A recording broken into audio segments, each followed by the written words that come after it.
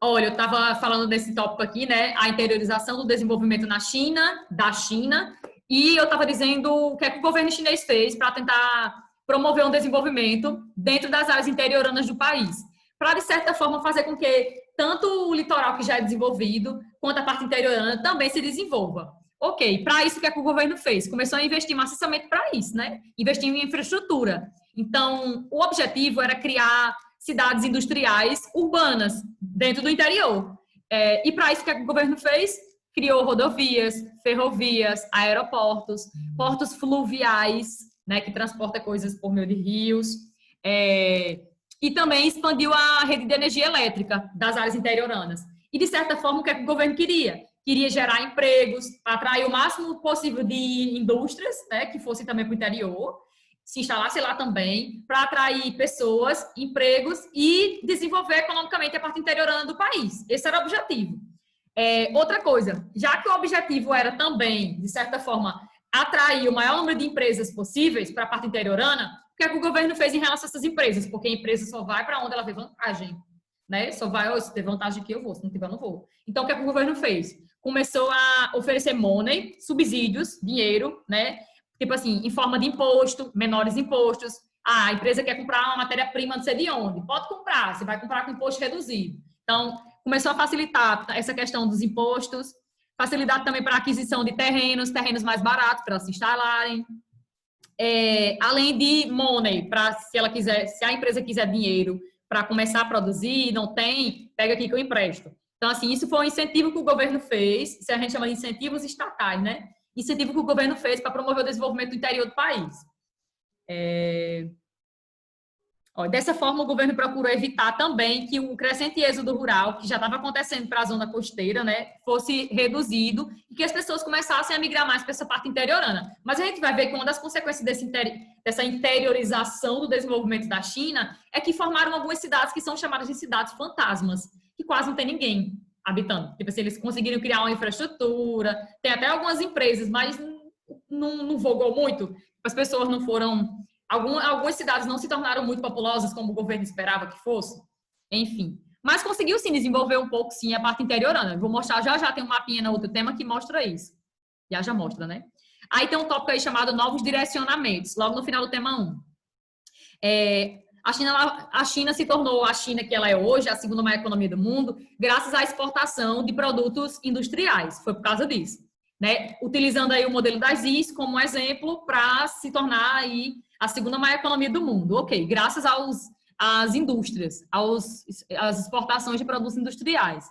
Mas aí, como eu falei para vocês lá no início da aula anterior, lembra que eu disse assim, hoje a China vem tentando investir em duas coisas, porque o seu PIB, a sua economia, ela vem caindo um pouquinho, ou então até se tornando um crescimento muito estável. Então, eles querem crescer mais ainda na sua economia, no seu PIB. Para isso, a China hoje investe em duas coisas, para tentar aumentar, alavancar ainda mais seu crescimento econômico. Investe maciçamente em inovação tecnológica para suas indústrias e também investe no seu mercado consumidor interno, fazendo com que as pessoas elas saiam da pobreza, do nível de pobreza extrema, e passem a consumir produtos que são produzidos na China. Então, aí, duas coisas que a China espera, né, que o país ele se desenvolva cada vez mais economicamente por causa disso, por causa que eles vêm investir em inovação tecnológica e tentando promover uma maior distribuição da renda, entre aspas ainda, porque grande parte das pessoas na China são muito pobres, vivem na linha da pobreza, de acordo com a ONU, vivem com 5,50 dólares por dia. E um dos pré-requisitos da China para se tornar mais desenvolvida ainda é erradicar a pobreza no país, que atinge cerca de 40%, né? 40% das pessoas na China vivem na linha da pobreza. Então, eles tentam diminuir isso para essa quantidade de pessoas que vivem em extrema pobreza, para fazer com que se torne mercado consumidor, consumidores de produtos que são fabricados lá. Então, promover o maior desenvolvimento do país, já que eles são mais voltados para a exportação, para o mercado externo. Então, eles querem desenvolver o mercado interno também. Terminei o tema 1, agora vamos para o tema 2. O tema 2 é sobre população da China, né? População e disparidades regionais. Disparidades quer dizer diferenças, né? Então, diferenças entre regiões. A gente vai ver que a China é um país que tem uma ocupação... A população, ela ocupa o espaço de modo irregular. A população na China ocupa o país de forma irregular. Por que, Ana Beatriz? Como eu falei na outra aula, grande parte das pessoas na China habitam duas áreas no país. Ou é a zona litorânea, o litoral, a parte leste do país, ou a parte dentro do interior, as partes ali nas proximidades de rios, né, de planícies aluviais de rios. Enfim, nas proximidades de rios. Então, essas são as áreas mais ocupadas. E a China tem um agravante em relação à questão física do território, porque quase 2/3 do país, quase 2/3 do território chinês é composto ou por áreas desérticas, eles têm um dos maiores desertos dessa região aí, que é o deserto de Gobi, ou então por áreas de montanhas. Então, são áreas que não permitem tanto a fixação do homem no espaço, né? Áreas desérticas são secas, bastante secas, e áreas montanhosas não permitem, assim, tanto agricultura, pecuária, enfim. Então, eles têm esse agravante físico do território. E é por isso que a ocupação é tão irregular, né? Eles ocupam mais o litoral e as faixas do interior dentro, ali nas proximidades de rios.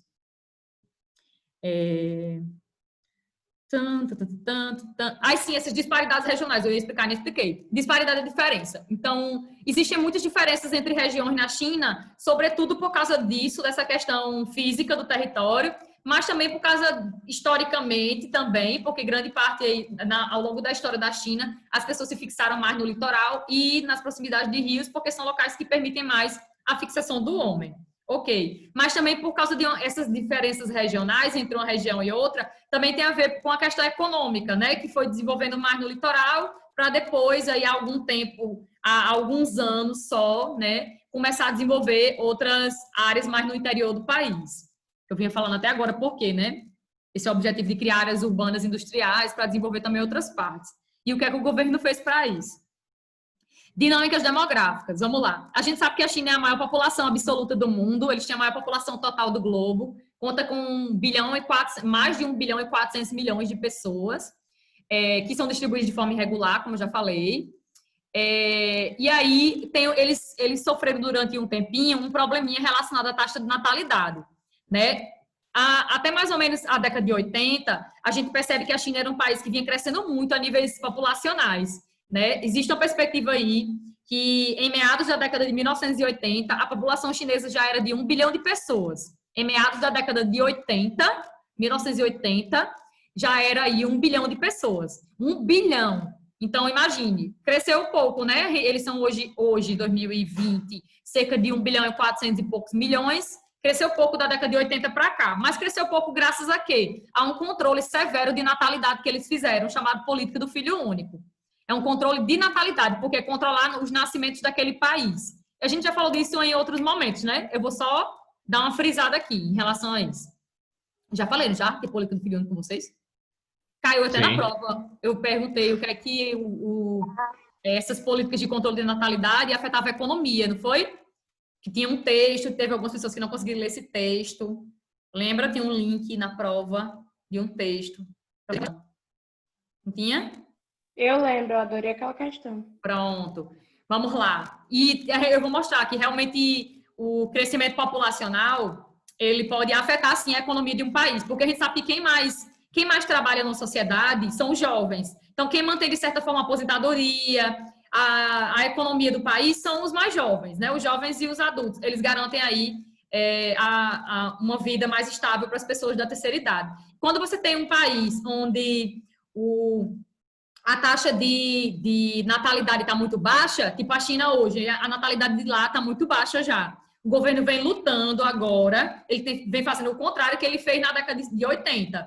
Na década de 80, ele controlou a natalidade para diminuir a taxa de nascimentos. Hoje, a China vem tentando aumentar a taxa de nascimentos, porque eles já atingiram lá um potencial de crescimento lento, já estão abaixo do nível de reposição da população, porque para uma população crescer num nível estável, a mulher naquela sociedade, ela tem que ter, em média, 2,1 filhos.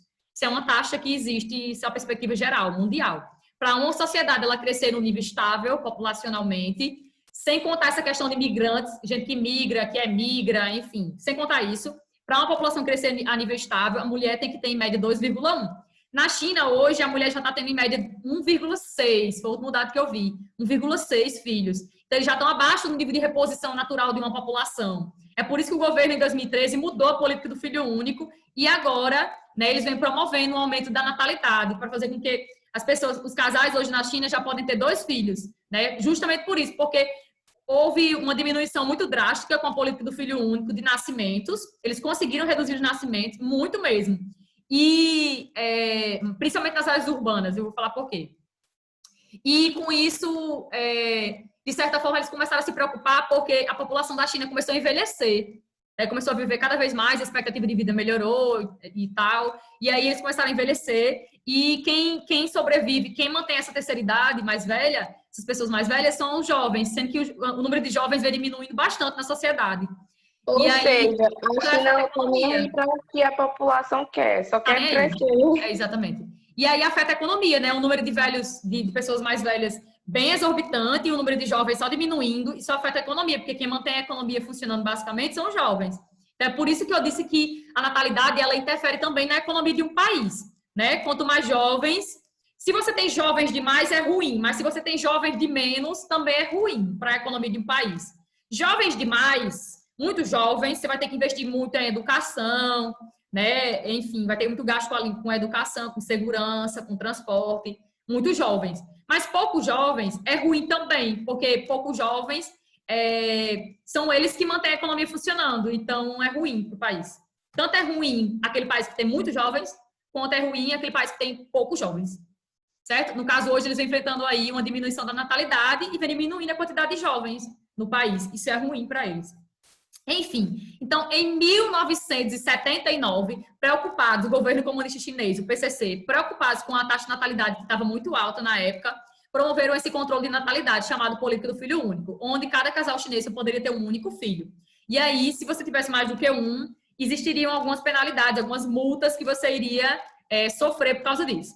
Mas, todavia, entretanto, porém, essa política do filho único ela foi muito contraditória, assim, porque nesse quesito de gênero, né, de masculino, de homens e mulheres, porque dava-se privilégio aos homens. Por exemplo, se você estava na China na época do filho único, você vivia na China e tal, e você tinha uma mulher, tipo, minha primeira filha era uma mulher, então eles davam a chance de você ter um segundo filho, se sua primeira filha fosse mulher. Porque para a cultura chinesa, o homem ele representa um vigor muito forte. Tipo, o homem é visto como o salvador da pátria, o homem é visto como o salvador da família, ele é visto como uma pessoa que vai sustentar a família. Entendeu? Eles têm essa visão muito patriarcal, se bem que o mundo todo tem, mas é muito forte isso na China. É tanto que se você parar para pensar, no mundo todo existem mais mulheres do que homens.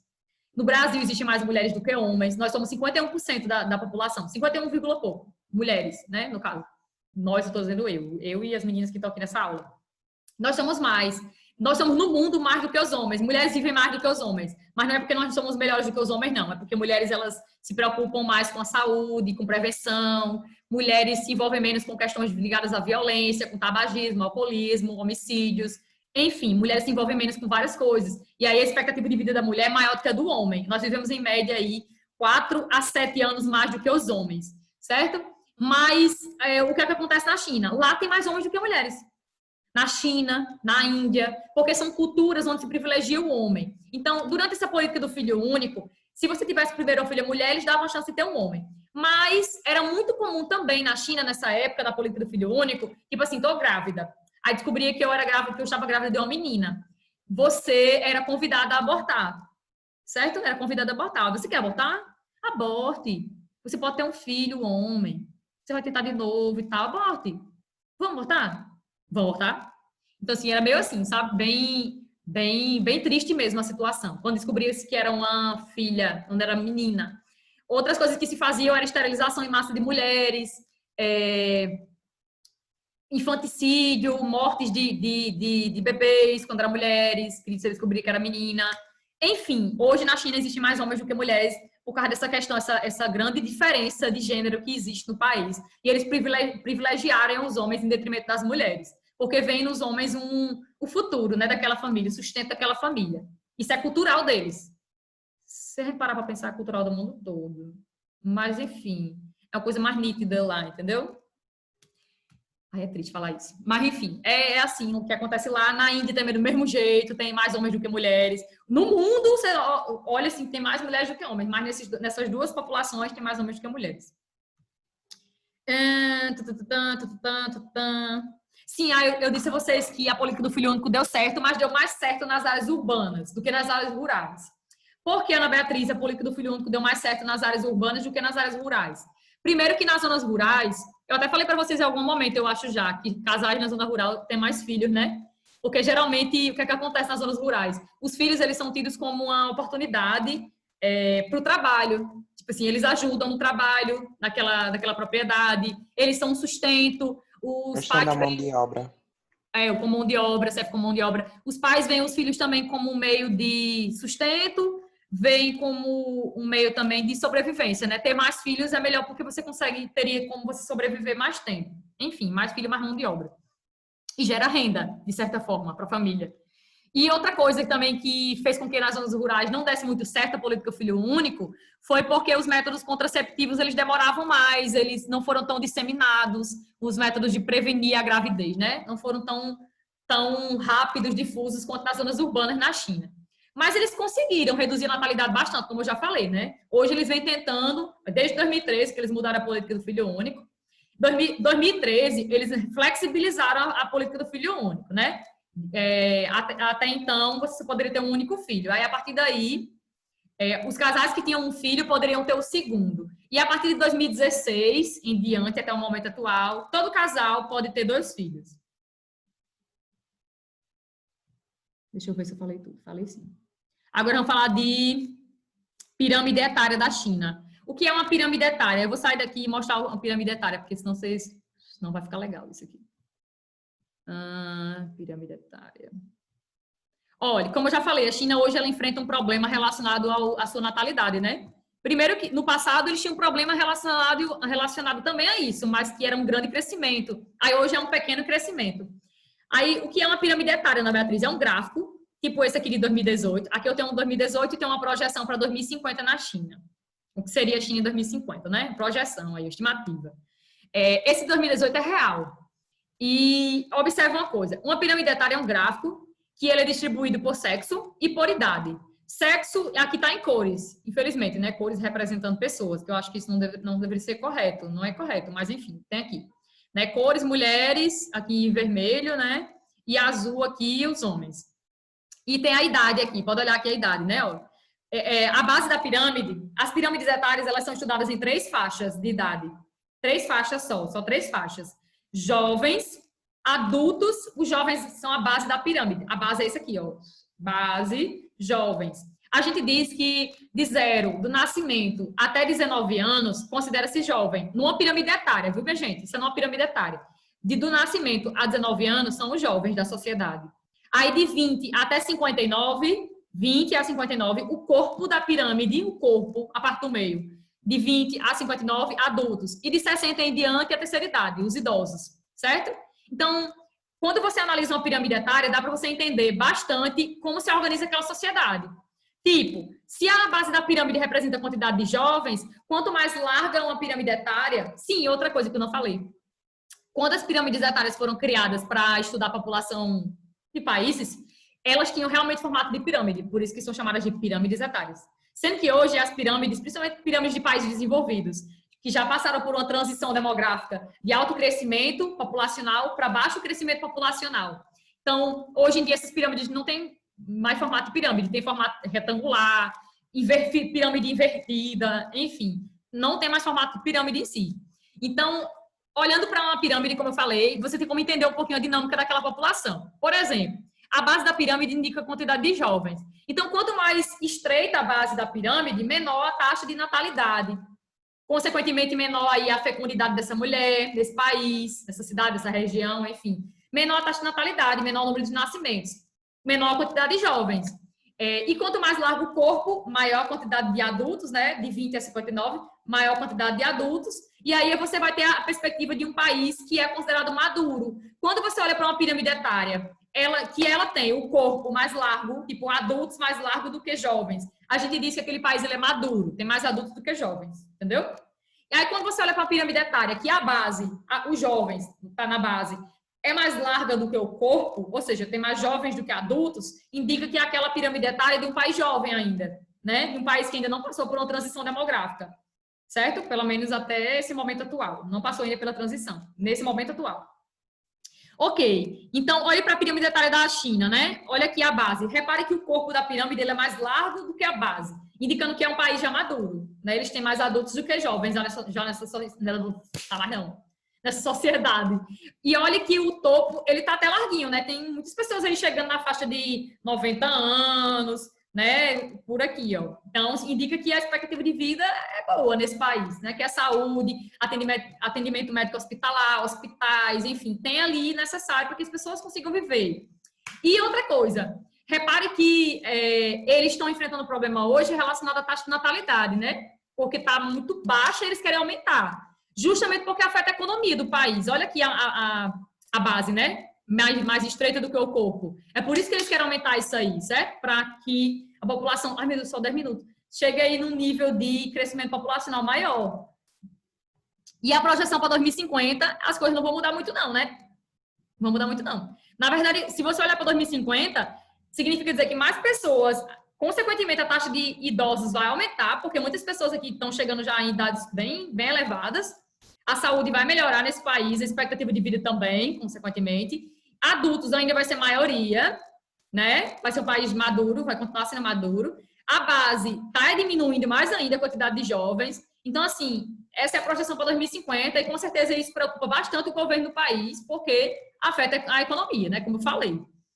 Pois bem, é isso que está falando nesse parágrafozinho aqui, bem bonitinho, certo? Aí outra coisa, por que as mulheres na China estão tendo menos filhos? E essa é uma perspectiva mundial, na verdade, né? Mundial. As mulheres estão tendo menos filhos na China também pelo fato de que elas estão ingressando mais no mercado de trabalho, estudando mais, planejando quantos filhos vão ter, se vão ter, enfim. Tudo isso reduz aí a taxa de quantidade de filhos por mulher, sem contar na difusão dos métodos contraceptivos, que hoje em dia é muito maior do que no passado. Então, mais uma coisa que favorece aí uma diminuição de filhos por mulher. Diversidade étnica. Tem que ser rápida. Eu falei para vocês na outra aula que a China é um país muito diverso culturalmente, mas 90% do país é de uma única etnia, que é a etnia Han. 90% O que é uma etnia, na Beatriz? É só a cor da pele de uma pessoa? É a etnia dela? Não. Não é só a cor da pele, não. É a cultura de um povo. Se reflete na cultura de um povo, né? Na língua, no idioma que é falado naquele povo, entre aquele povo, nos hábitos, nos costumes, nas tradições, nas crenças de um povo. Aí é uma etnia. Não é só a cor da minha pele, não. A etnia é uma coisa muito ampla, né? Que se refere a muitas coisas de uma sociedade, de um grupo de pessoas. Certo? Lá tem cerca de 56 grupos étnicos diferentes, mas, entretanto, todavia, porém, 90% dos chineses são de uma única etnia, que é a etnia Han. Mas tem algumas minorias lá, que tipo, a minoria na China é pouquinha gente, não, é tipo 10 milhões, 8 milhões, 20 milhões, é uma minoria para eles, entendeu? Uma minoria étnica. Então, eles têm algumas minorias étnicas que têm uma quantidade de pessoas maior do que em outras minorias. Então, o livro destaca essas 4 aqui, né? A Zhuang, Manchu e Hui. Mas também os tibetanos, né? Que é um povo que luta pela independência e está dentro do território aí que a China diz que é deles. Leiam esse textinho aqui depois, esse quadro. Interessante. Aí, como eu já pensava que isso ia acontecer, deixa eu dar um F5 aqui, peraí. Oh my God. Agora eu vou mostrar cidades fantasmas. Um pouquinho do crescimento da China, peraí. Passa para cá, minha filha. Isso. Agora amplia. Olha o mapinha da China, lindo e maravilhoso. Lembra que eu estava falando tanto dessa parte leste, que é onde ficam as ZIS, né? As zonas econômicas especiais, nessa parte litorânea do país. E aí, aquele plano lá de interiorização é aqui, ó, essa parte central e a parte oeste do país. A China é um país que se desenvolveu muito rápido, assim, o seu espaço urbano se desenvolveu muito rápido, mas eles não têm favelas no país, não tem favela. Então, é um país que sofreu um processo de urbanização rápido, mas não originou favelas, coisa que no mundo todo acontece isso. No Brasil, por exemplo, nosso processo de urbanização foi muito rápido e originou favelas. Uma das consequências da urbanização brasileira foi a formação de favelas, né? Locais marginalizados em uma cidade, geralmente onde ninguém gostaria de morar, mas se formou. Já na China é o contrário, tipo assim, eles tiveram urbanização super rápida também, mas não formam favelas. Mas, contudo, entretanto, todavia, porém, eles têm sim muitos problemas urbanos que é comum em países mais pobres do mundo. Tipo assim, aqui o livro até cita alguns, ó. Eles também enfrentam vários problemas urbanos, como problemas urbanos e problemas, né, nas cidades. Ó, perda de rios, diversos problemas, como perda de rios, terras férteis, áreas naturais, aumento do trânsito, poluição, tensões sociais ligadas à desapropriação de terra, demolição, remoção de pessoas, enfim, violência. Eles também enfrentam essas coisas, que geralmente a gente encontra em outros países do mundo, certo? Mas favela eles não têm. Não formou favela na China. O processo de urbanização deles, que foi rápido, não formou favela. É um caso assim, meio que até curioso para o mundo, né? Repare esse mapinha daqui de cima, que ele é de 90, e esse aqui de baixo é de 2010. Olha o crescimento da China, né? De 90 para 2010. 90, basicamente, as cidades mais desenvolvidas eram as os locais das is, aqui no litoral, que historicamente os povos já habitavam mais o litoral, né? Mas, enfim, dá para perceber que até esse período aí, até 90, o litoral ele era mais desenvolvido. Já 2010, olha aqui, ó, a perspectiva para 2010, né? Houve um crescimento maciço das áreas interioranas, graças àqueles investimentos que o governo estava fazendo, aqueles planos que eu falei ainda há pouco, na outra aula. China rural e urbana. Depois de levar as regiões litorâneas a acumular mais de 500 milhões de habitantes urbanos em 3 décadas apenas, as autoridades chinesas atualmente direcionam money, dinheiro, investimentos em transporte, mineração, turismo, infraestrutura urbana para as cidades do interior, visando o quê? Desenvolver o interior do país.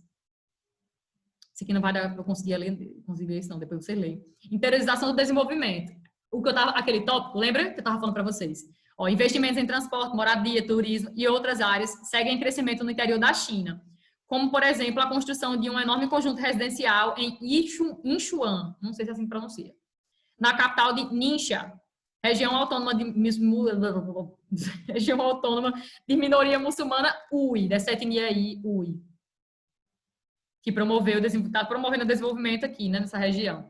Ó, Shenzhen tinha 30 mil habitantes em 79, que foi o ano que criaram a política do filho único. Ano anterior, aquele em que se tornou uma ZI. Ela se tornou uma ZI nesse ano aí, né? Não, esse aqui foi o ano anterior que se criou. Foi o ano anterior. E hoje em dia, essa cidade já conta com 11,9 milhões de pessoas habitando, graças ao fato de que se tornou uma ZI, né? Uma zona econômica especial. Evolução da população de acordo com o domicílio. 49, que foi o ano da Revolução Comunista, que eles adotaram o socialismo, o Partido Comunista Chinês chegou ao poder, até 2017. Aí olha esse gráficozinho que me lê massa, ele é interessante de entender. É um resumão. População rural e população urbana. Aí repare, a população rural começa a cair, sobretudo agora do final do século XX para o século XXI, enquanto a população urbana no país começa a aumentar progressivamente, ó, principalmente com a chegada aqui do Deng Xiaoping, ó, 78, no poder. E a criação das IS depois, né? Começa a aumentar a população urbana e hoje já é um país urbanizado, né? Ele já tem mais população urbana do que rural. Olhe para aqui, em 49. Nas primeiras décadas, após a tomada do poder pelos comunistas, em 49, houve grande oscilação populacional. Mas o predomínio rural continuou, né? Apresentou pouca mudança. Aí aqui, 78. A mudança da evolução rural e urbana é evidente a partir de 78, que eu mostrei para vocês já. Com o aumento do êxodo, da saída das pessoas do campo para as cidades e a redução da natalidade, que eles conseguiram graças à política do filho único, a população rural entrou em declínio e foi superada pela população urbana em 2011, que é quando eles se tornaram realmente um país urbanizado. Dos 813 milhões que vivem nas cidades, nas zonas urbanas, 5,7 milhões não tem Youkou, do local onde residem. A Youkou está dizendo aqui o que é um Youkou. Oh, God. Oh, God. Dá uma pane logo agora. Aqui um Youkou. Youkou é um documento que determina o local onde um chinês pode se fixar e ter acesso a serviços públicos. Olha aí, tem muita gente que não tem o documento do país, né? Em 2010, blá, blá, blá. Olha aqui o que são cidades fantasmas. Eita, vai terminar. Cidades fantasmas. Eu disse que quando eles desenvolveram o interior, algumas cidades elas não cresceram muito, né? Se tornaram cidades fantasmas. Olha, essa daqui é um exemplo de uma cidade fantasma. Uma cidade que foi construída para ter, em média, aí, muitas pessoas habitando, mas tem pouquíssimas. Ó, em alguns... Ao lado, agricultores próximos à Torre Eiffel, de Tianducheng, bairro residencial, planejado em 2007 para abrigar 10 mil pessoas, mas só tinha 2 mil moradores em 2012. É uma cidade fantasma. Tem pouquíssimas pessoas. Então, nem todos os locais interioranos, eles conseguiram ainda, né, promover um grande crescimento populacional, ainda. E aqui, para terminar, Em 2014, o governo anunciou um plano para reduzir a concentração urbana no litoral e aumentar a urbanização do interior. A previsão é de que até 2030 a urbanização ultrapasse 60%, com 5 bilhões de chineses vivendo nas cidades. Isso é o que eles querem, né? Desenvolver aí essa parte interiorana mais ainda. Meu povo, é isso. Cheiro no core. Até a próxima semana, com os temas 3 e 4. Eu vou criar atividade na plataforma para os temas 3 e 4, viu? Beijos e até mais. Vamos dar tchau. Até a próxima semana. Até. Vixe, mas que cruz. Até a próxima semana. Tchau.